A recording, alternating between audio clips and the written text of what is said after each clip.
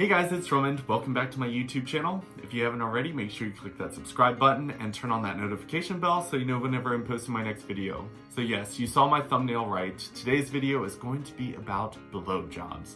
So I did a video about rimming and I've done a video about bottoming, and some people have been commenting saying that I need to do a video about blowjobs. So all of you already know what a blowjob is, so I'm not going to waste any time on explaining what a blowjob is, and if you don't, go Google it. I'm not going to waste my time doing that. But today's video, I wanted to talk about some of the experiences that I've had and some stories that I have for you guys about blowjobs. So the first story I wanted to mention in this video was the experience that I had with my first boyfriend. So when it came to my first boyfriend, there was a lot of firsts for me, and I was very new to the LGBT community and I didn't know how everything worked. I did know what a blowjob was though. But this story was when I was dating my first boyfriend. I actually ended up finding out that while we were dating, he was actually allowing one of his friends to practice giving him a blowjob because he wanted to make sure that he was good at it, so that when he actually ended up getting a boyfriend, that he would be good at giving a blowjob. And my boyfriend at the time was telling me that he didn't consider that cheating. So for me, that's most definitely cheating. If you are allowing someone else to suck your penis, you're cheating.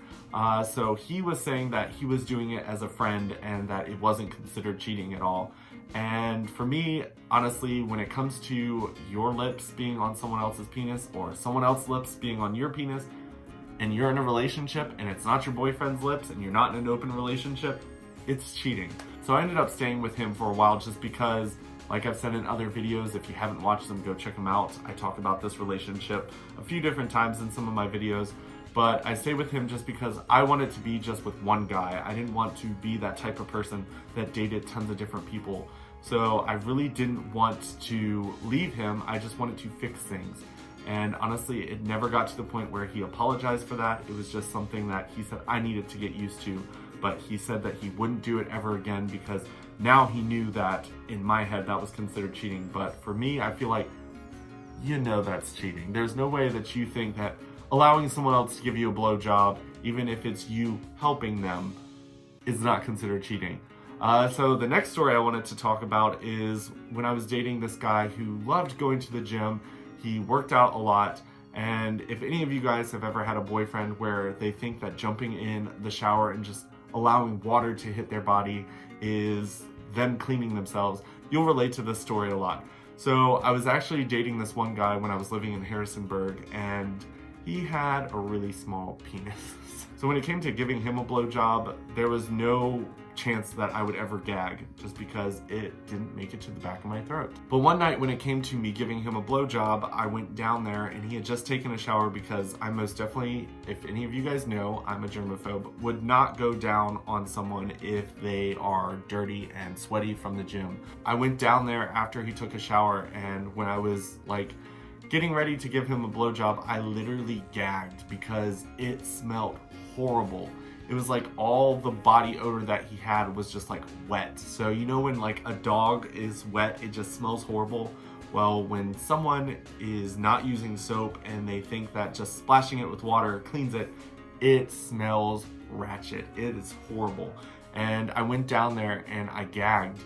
And I think that he thought that it was because like his penis maybe touched the back of my throat, and he like got turned on by it just because he's like small.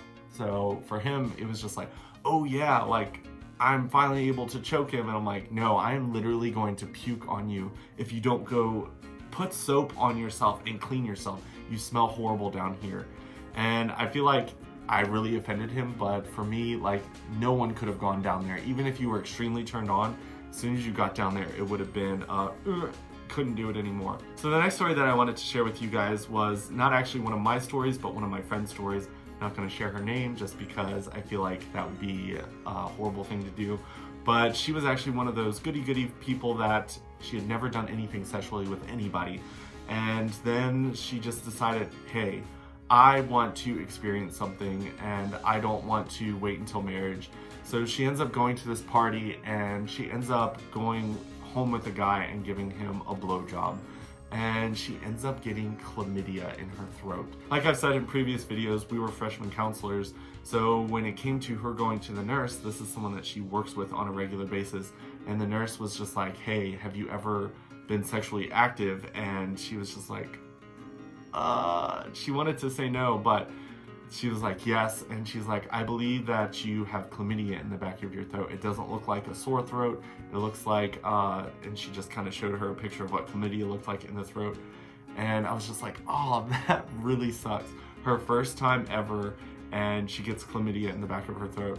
Since then, I will say that she has gone above and beyond when it comes to making sure that she doesn't do anything that's going to get her chlamydia. But I will say that she's not waiting for marriage when it comes to that type of stuff, which I feel like in today's day and age, there are people out there that do plan on waiting till marriage, and I think that's an amazing thing to do. But I feel like there's a lot of shame that people throw out for people who don't. I know that I've been attacked by different people in the Christian community that they're like, well, just because you're gay doesn't mean that you should be having sex outside of marriage.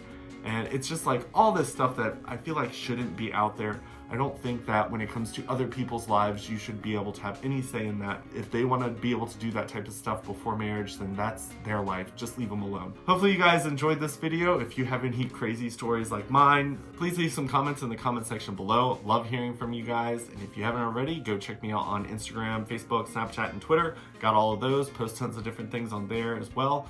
And hopefully you guys are having a great day, and I will talk to you guys later. Bye.